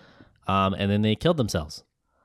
And it was obviously extremely huge. It was crazy thing, and a lot of... Which is weird to think that like we have bigger shootings that happen now that we don't think as much about. Way bigger shootings. I mean, man, well, that was like the biggest one for a long time. Yeah. I mean, you got to remember that. I mean, that was like there was a shooting decades before that was really impactful, and there was obviously violent stuff. Yeah. But this was one of those things where it just it was unexpected. Yeah. Like, and it became this huge thing, and then. Because Marilyn Manson was so against Christianity and against blah, blah, blah, against all this stuff, they basically blamed Marilyn Manson for like causing Columbine. And they would say like, oh, well, they were huge fans of Marilyn Manson, the band, this person and all this stuff. And, or they would basically... The newscaster would come on and just say like, just show a picture of Marilyn Manson and go like, just say the Columbine story, not even mention the fact that Marilyn Manson was on there. I remember there was because first part of my schooling went to a private school. I remember there was a book that circulated at that school. It was a work of fiction, although you would think that it was based on real events, considering it was based on Columbine, but it was a fiction work which I feel like largely worked to brainwash children, but it was about a girl getting asked whether or not she believed in God and getting shot because she said yes, and they talk about Marilyn Manson in the book. And yeah, here's the whole thing. So I just wanted there was like when Michael Moore did his documentary Bowling for Columbine. Yep. He stated that after the attack, it seemed that the entire focus was that the two killers were motivated to commit this act because they listened to Marilyn Manson. It was stated that they were multiple times reported they were fans of Marilyn Manson. Those was later proven to be false. Many people compared their trench coat outfit to Marilyn Manson, saying that he wore a trench coat all the time. Even though that's not really a Marilyn Manson thing. That doesn't happen. Basically because of this whole thing, Marilyn Manson... he kind of just took a backseat. He just stopped touring, kind of went to hiding. People were threatening his life, giving bomb threats. Yeah, and actually, there's one thing that I have to say about Marilyn Manson and this whole thing, right? Yeah. One is that I do like what he says in Bowling for Columbine, and that Michael Moore asked him like, what would you say to the kids who did this, Yeah. and he's like, well, I wouldn't say anything. I would just let them talk, tell me their feelings, tell me how they were feeling, like not just, because they felt, I think he thought that the kids had felt very pressed or, or weren't spoken for, obviously. I mean, to do something like that. And a lot of people cite that as like a great thing, he says. Yeah. But I also have to look at this from, a different perspective than that. And I know that's a very hard situation to be in, right? Yeah. Being blamed for that many deaths and all that stuff. That's even if you didn't do it, that's a very strange situation to be in. I think it was Dee Snider, the guy from Twisted Sister. Yeah. But when I was watching, I think it's Metal Evolution, they did the episode on Shock Rock I was talking about earlier. And Dee Snider says, well, it's like he thinks that Marilyn Manson probably should have vehemently defended himself more instead of just taking a back seat, because he basically said, basically made his whole career at that point is being like, look at me. Yeah. I am the thing that you hate. I am this aggressive, I am the Antichrist. And then people call you that and they blame you for what, they think is the Antichrist behavior.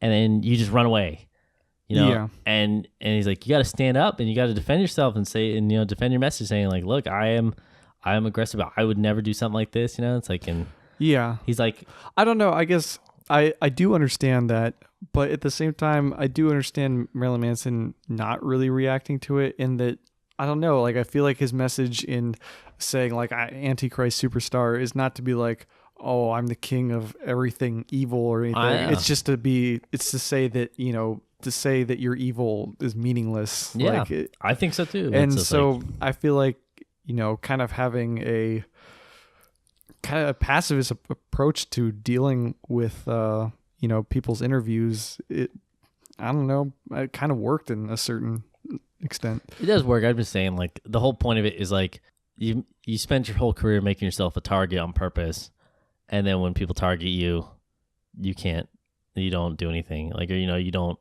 actually continue your career. This is basically where his career started to go down.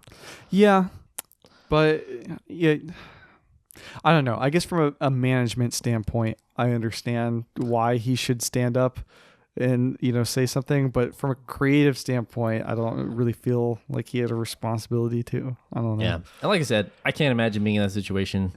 Well, it just makes me think of, like how we don't really know what would have happened if he had, maybe been more aggressive about defending himself. It might have worked, to push his career even further back, potentially. It could have. It's just like I said, like this, we don't really know. I don't know. I mean, I cannot imagine being in that situation. I don't think 99.9% of people could imagine being in that kind of situation. So I think whatever he did probably made sense to him at the time. But yeah, I'm just saying this, just as, definitely. If people had never considered what the other options might have been, then But yeah, that's that whole thing. So that was Columbine. That's a whole mechanical animals thing. I mean, that is a huge part of this album. Like, as it was a big part of like tours and shows getting delayed and things like that. Music videos getting delayed. So, as the album, like I said, if you like the album and you want things a little raw, then get The Last Tour on Earth, which is most people don't listen to, but I like that album a lot. But Mechanical Animals is great. So I recommend both. Obviously, I don't know, for different reasons. I think if John 5 could have played on this album, it would have been the perfect album. Of course. But do with it what you will. Okay, now we're on to Hollywood, released in 2000. And, we have a shift in the band dynamic, but this label was more stable because now we have John 5 touring over last album, right? Yeah. Who's amazing. And like I said, a lot of great versions, from a live band, basically a better live band, best live band that I think he's ever had. Yeah, probably the strongest lineup that they've ever had as a band. Yeah, and so Hollywood, they went in, and I feel like it's another shift from Mechanical Animals, which, like I said, was much more electronic and a little bit more of like a one or two person kind of writing team. And we have kind of a push back towards more industrial sort of sounds on this album. Yeah. It almost is like a cross between the the first album and the second album in the way that like the first album is more like a band. Yeah. And the second album is more like industrial. Yeah, definitely in terms of band dynamic, it's like a mixture of those two albums. Yeah, but Hollywood, it does have its problems. Yeah, unfortunately, it's not the most exciting album. I really like the dynamic of the band on this album. It feels like a nice, halfway point between their like really industrial kind of solo artist sounding stuff and the groovy element of having a band on, Marilyn Manson's Spooky Kids, Yeah. But unfortunately, I feel like the songwriting is just not as strong on this album as on previous albums. Yeah, I think Mechanical Animals is a little bit stronger in the songwriting, a little more unique of songs. Yeah. Well, I feel like songwriting was so strong on Mechanical Animals that to go to Hollywood feels like a diminishing quality. Because the songs in Hollywood aren't bad. They're just a little bit underwhelming. I totally agree with that. Again, there's a lot of music on this album. There's as always a lot of songs. Pretty much fills up the entire. When there was like full CDRs, you get like an album that fills up all the songs. You're like, oh man, I got my bang for my buck. But there's quite a few songs I really like. Coma Black. I also really like Coma White too from last time. I like Coma Black. I already mentioned I wasn't a huge fan of Coma White, but I do like Coma Black. Yeah, I really enjoyed Crucifixion in Space. Yeah. It's a really good one. And then, I do like the fight song, but yeah, it kind of gets me into one of my first problems with this album is that it is a little bit repetitive for me in some ways, or that the songs don't switch from their parts a lot. Like there's there's 2 or 3 parts in some of the songs, and they kind of repeat. It very much kind of becomes a I don't know. It seems like there is a recipe for a Marilyn Manson song at this point. Kind of, yeah. Yeah. It's like, softer riff in the verse and harder riff in the chorus. And, Yeah, Fight Song is a perfect example of that. kind of doing a similar thing that he did with, at least on tour and with some of Mechanical Animals, with the raspier sort of voice. Definitely, But I think it's probably one of his better vocal performances that he's ever had, because, like I said, with Mechanical Animals, I think he got really comfortable as a singer. Yeah, doing a lot more, with Antichrist Superstar, Mechanical Animals, and then with this one, it seems like he's really comfortable with his voice. Mm-hmm. But yeah, it just didn't push it into that next level for me like it did with the last one. Yeah. Well, I will also say, it's hard to know why that is. It could be dialing things back a bit because of Columbine. This is the first album since the Columbine shooting. Yeah, and speaking of that, the Nobodies, the single on this album, is his response to that, and basically, if you've seen the whole Falling for Columbine and all those sort of interviews where he talked his opinions, this is basically his musical way of doing that. Yeah, and I mean it's a good song. I mean, I like the singles on this. I mean, they are very singly. Yeah. It's Disposable Teens.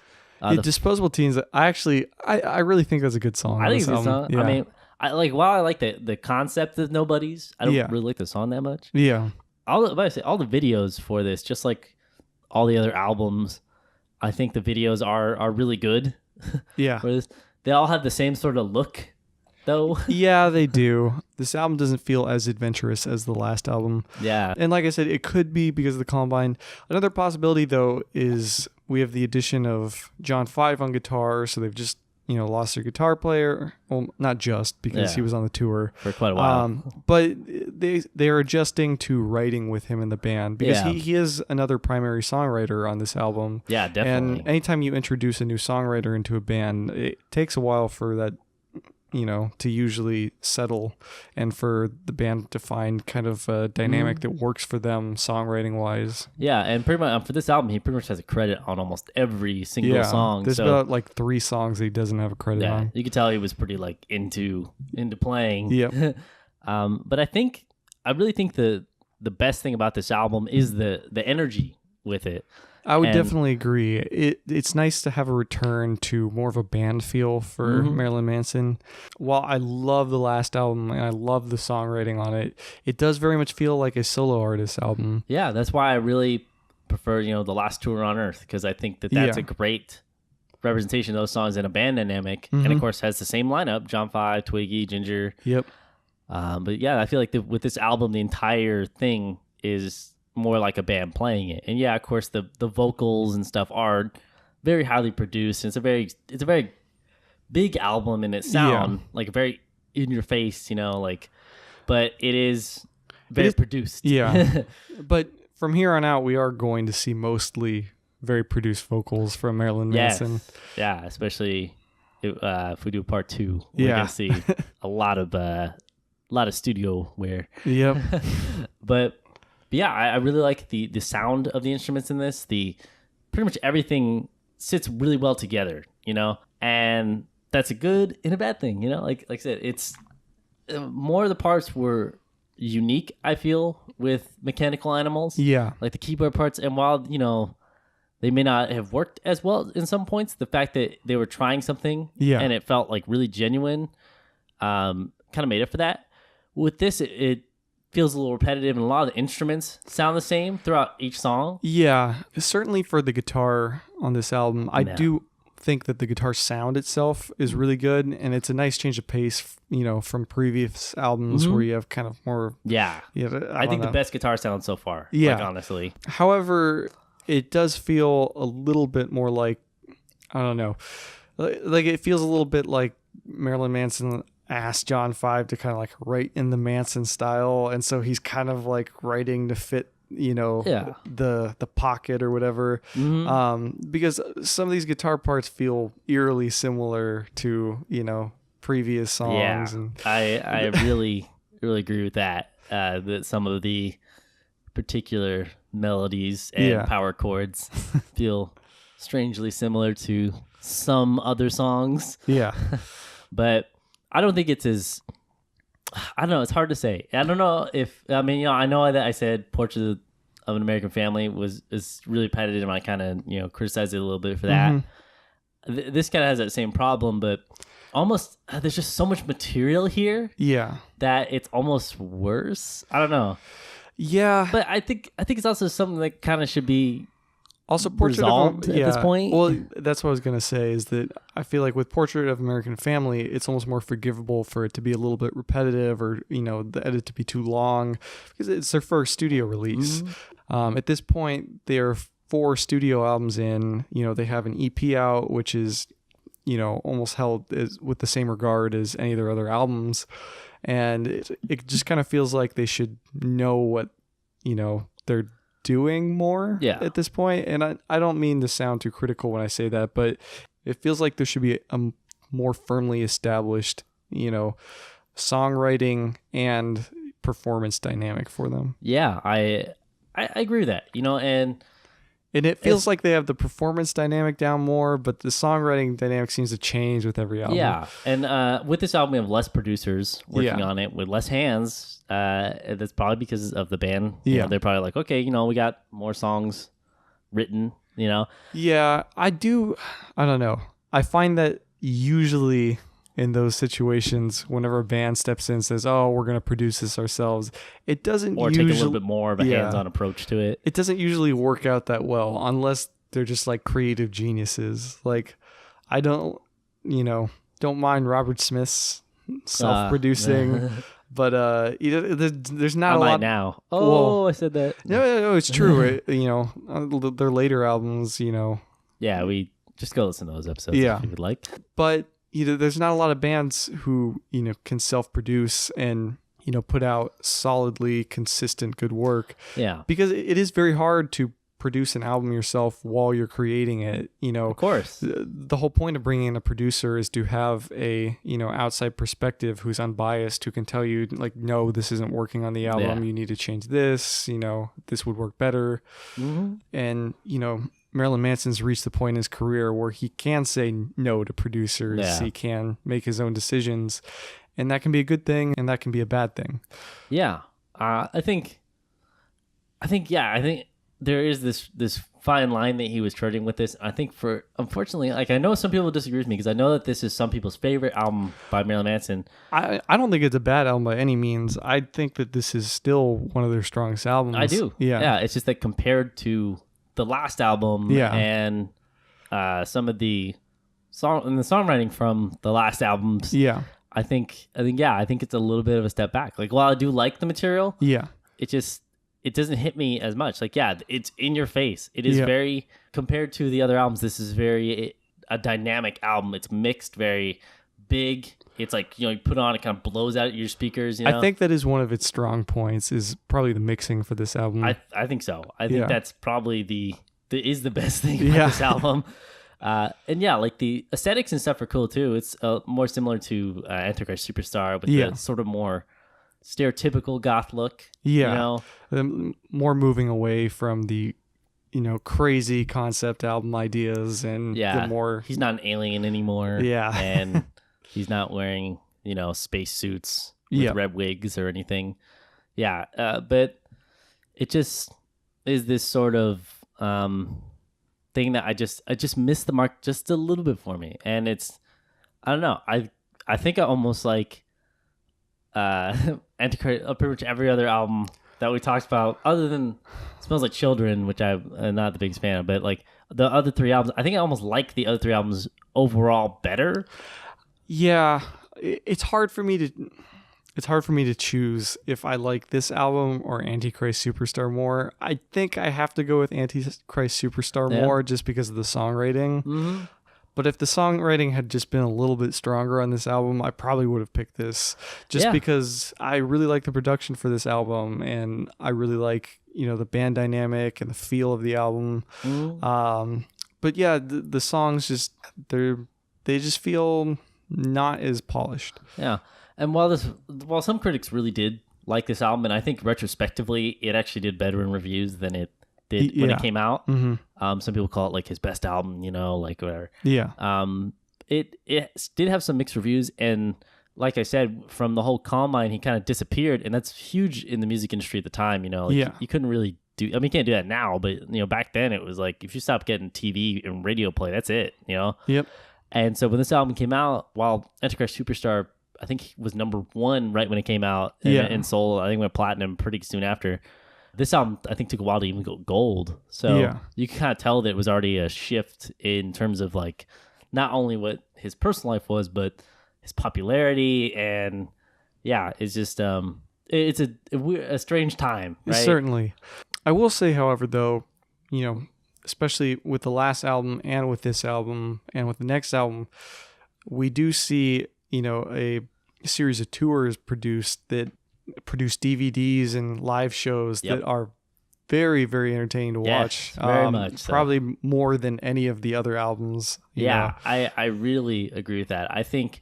And so I would say that, unfortunately, while maybe this album, at least for me, isn't as strong as some of their previous releases, I think the band is really strong, and maybe stronger than they've ever been, because I think this is the best time for Marilyn Manson in terms of their live performances. Yeah, I really agree with that. In fact, the Guns, God, and Government DVD, I have that. I bought that like years ago when people would still actually buy DVDs, or at least a lot more people would buy DVDs. Yeah, and I was like, wow, this is crazy. I mean, it was way tight, and they actually have a really big groove element at the time, and they would always extend Lunchbox like that part into like a big old jam, but then like when they did for that tour, it was just like way better, and John 5 is like on top of his game. And well, I think a big part of them having a really solid lineup is they have very solid members in the group at this point, and John 5 in particular, he's a session player, and his background is country music, which is, while it might not be everybody's cup of tea, it's a very demanding style of music to play. And so he's definitely a professional. He can play in the pocket. He can, he can play pretty much anything. Yeah. Just watch him play the Astonishing Paranoia of the End Times, like freaking solo live. Just like, what the heck? Just like all over the place. He is very much an anomaly in that he is the biggest metal and country music fan, which is an interesting combination. But yeah, he is just a very solid member who brings a very interesting element to the band. Yeah, I totally agree with that. And I think we're going to see some changes after this album. Yeah. And this is pretty much the last concept album he would do for a little bit. Yeah, the last of the trilogy. Yeah, the triptych, whatever you call it. Triptych trilogy. Something like that. But yeah, I think it's a, if you take these 3 albums, like Antichrist Superstar, Mechanical Animals, and Hollywood as like a trilogy, I think they all have really great things about them. Yeah. I still think I like Mechanical Animals probably the most. Mechanical Animals is definitely my favorite of the 3. But I really have a soft spot for Antichrist Superstar because I got in that album, like, so I don't know. I used to listen to it a lot more, but yeah. But I like for me, Antichrist Superstar. I don't know. I always had mixed feelings about I have mixed feelings about the mixing. It's a really good album. But for me, when I heard that album, it was being so overplayed that I just wanted to get away from. Yeah, I wanted to get away from all that. But this album, while it might not be as good as Antichrist Superstar, I think I do kind of have a soft spot for this album in that the mixing's really good. And you have John Five. John Five is in the band. Yeah, that's why you have soft spot for it. John Five. Yeah. It is. For those I mentioned earlier, but I like John Five a lot. Yeah. But yeah, I don't know. Each of these albums, I know that we're gonna have people listen to this who each album is, like some people are gonna have their favorite album is Portrait of American Family. Some people are gonna have their favorite album is this. It's like I think it's gonna be one of those episodes where people are really divided on what we're saying. Yeah, but I think we can agree that Mechanical Albums is the best. I don't know. It's hard to say. There's some great songs on each of them, but there really are. It's like I just know that like some episodes we do. People are like, well, I like this album. Or like when we did The Cure, people are like, I just, everybody pretty much agree, like, Disintegration's like perfect. Yeah. But there would be people who would say, oh, I like Faith more than 17 Seconds, or vice versa. Exactly. But I feel like this is one of those episodes where people are going to be like, this album is my favorite. Like, I can't believe you didn't like there it isn't a much, definitive, number one album. That's kind of how it works with like artists who change their image in songs writing a lot. Yeah, it's kind of comparable to Bowie. Like, there's no definitive best Bowie album. In that way. Yeah. I mean, a lot of people would compare it to David Bowie, especially with how different all these albums are in a way. Yeah. I still think there's an evolution. There's definitely an evolution. It's not quite as striking as Bowie, just being like, certainly not. I'm going to go do folk, and then I'm going to do electronica, and then I'm going to do funk music. I'm going to do funk music. It's not quite like that, but yeah, especially the image and the kind of tone of the albums changes dramatically. And then the presentation of concept albums. Yeah, all that sort of stuff. Yep. So if anybody listening had their favorite album, we didn't like the specific thing about it, sorry. Yeah. I know that some people are going to be pretty passionate about some of these. And then there's going to be people who are upset that we talked about Marilyn Manson at all. That's very true. Yep. Like, good thing we had that very, very long intro to this. Yes, it was very long. Yeah. So I hope you've enjoyed this episode. And if people want it, we will do a part 2. We don't know how this episode is going to be received yet, but it should be interesting. And I hope you have enjoyed this episode of GothCast. And of course, GothCast is brought to you in part by the Belfry. And I'm sure the Count is very confused. Or at least when he started playing this episode, was very confused. Hopefully he at least appreciates our diplomacy in this. I hope he does. I don't know. He might just be really mad. That's a definite possibility. Yeah. I said hope. Yeah. It's hopeful. But yeah, GothCast is brought to you in part by the Belfry, the best podcast network for goth and alternative culture. And of course, you can find links to other things like different websites and blogs and things like that, but it's mainly a podcast network. You can find Cemetery Confessions, The Requiem, Horror Addicts, a whole bunch of different things. But of course, you can always find GothCast there. Yep. And that is www.belfry, that's BELFRY.RIP. And then, of course, if you're looking for a more direct approach to finding GothCast. Okay, you can find us on Facebook, Tumblr, Instagram, and Instagram. Those 3. Yeah. Just GothCast. Just GothCast. Yep. Twitter, and I swear I'm going to change it one of these days, but right now it's _GothCast_. Yep. I'm going to change that soon. And we have our website, which is gothcastradio.com. Yep. No www. And you can find everything there. I basically aggregate everything. So if you're looking to find the Tumblr or the Instagram, whatever, you can always find it on gothcastradio.com. Yeah, we have links to everything on there, and we host everything on the website itself. So if you're looking for an easy way to see all of our content, that's the best way to do it. Yeah. And then, of course, if you want to see the continuing Gothtober Marathon, then you can go to GothCast Space Video on YouTube. Yep. And then, we've been doing some reviews of horror movies and different things. I did a Mad Monster Party, which is this cool 1960s stop motion horror film thing. It's really interesting. It's like Halloween meets Rudolph the Red-Nosed Reindeer. Yes, that's very true. Yep. So you can find my review of that on YouTube. Search GothCast Mad Monster Party. Yep. And of course I do album reviews and all that stuff, but you yeah, can check that out whenever it's convenient for you. But of course, in this Gothtober, you need to stay spooky.